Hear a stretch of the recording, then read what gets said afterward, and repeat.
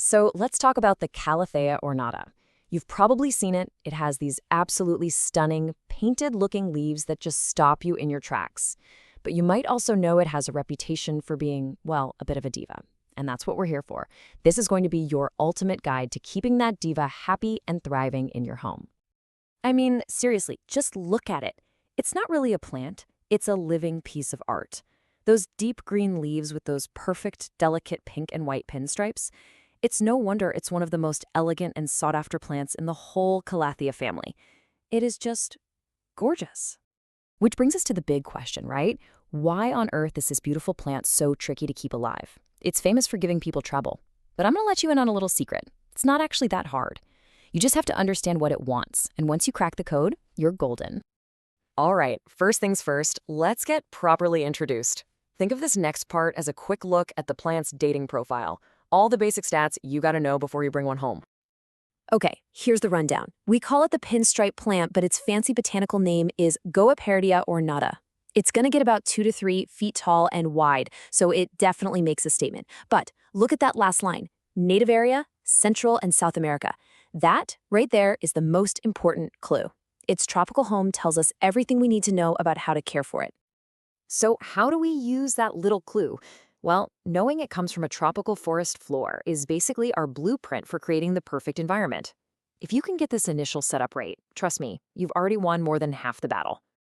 First up, let's talk light. You want to mimic the dappled light filtering through a jungle canopy.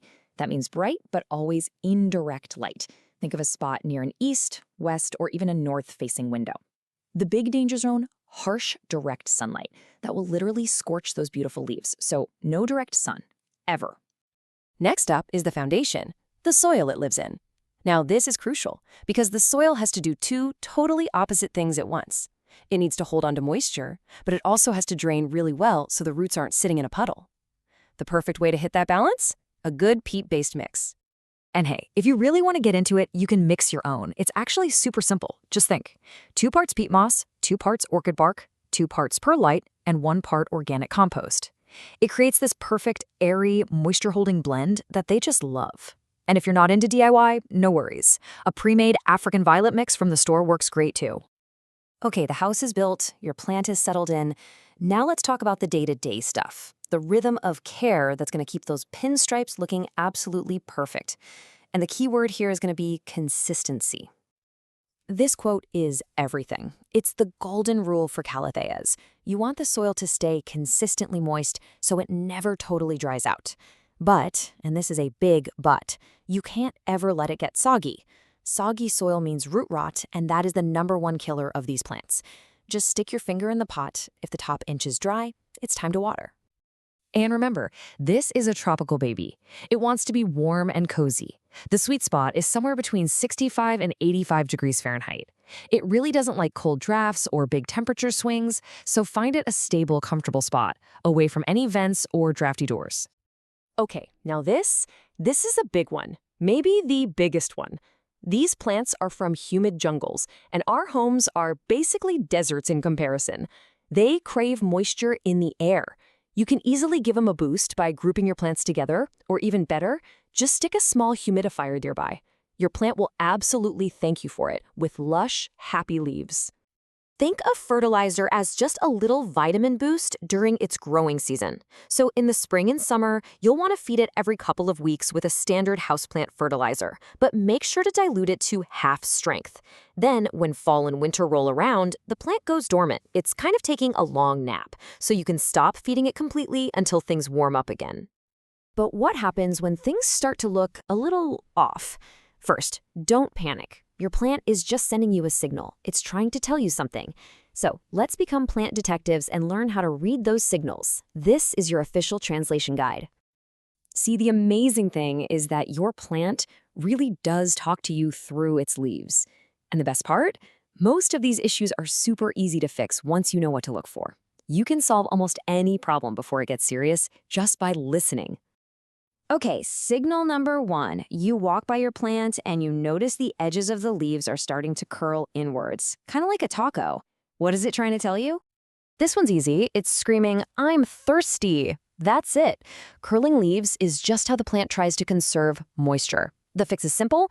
Give it a really good deep drink of water and let all the excess drain out. And then maybe try to water a little more consistently from now on. All right, what about this one? You're seeing brown, crispy edges on the leaves, or maybe even little brown spots popping up. What's the deal with that? Brown leaves usually mean your plant is stressed out by its environment. So time to play detective. Ask yourself, is the air too dry? Maybe it needs that humidifier. Is it getting a little too much sun? Scoot it back from the window. Is it near a draft?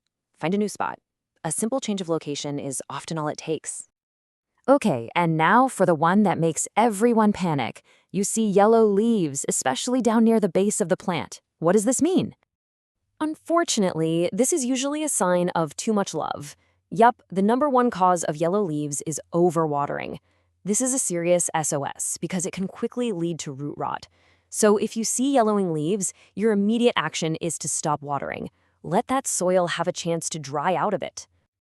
Now, after all that talk of problems, I've got some fantastic news for you, especially for those of you with curious pets or little kids running around. The Calathea ornata is completely non-toxic, 100% safe, so you can enjoy all that beauty without a single worry. And that quote really just says it all, doesn't it? Yes, it's a finicky plant, it has very specific needs, and believe me, it will tell you when it's unhappy. But once you learn its language, once you give it the home and the care it's craving, you are rewarded with one of the most breathtaking, living works of art you could ever own. The effort is absolutely 100% worth it.